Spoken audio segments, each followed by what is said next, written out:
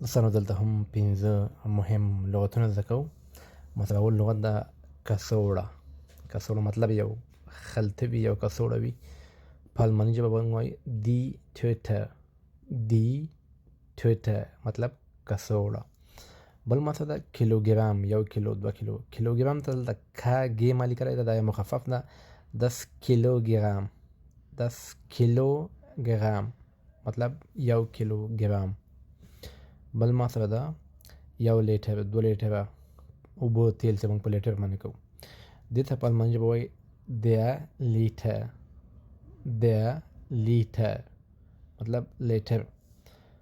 او بل یو خو کیلوګرام، یو صرف ګرام وي، یوازې ګرام وي. ګرام ته بیا وایي 10 ګرام. 10 ګرام. مثلا اخر ده بوتل. بوتل ته په الماني ژبه وایي دی فلاشه. دی فلاشه. زده کړئ.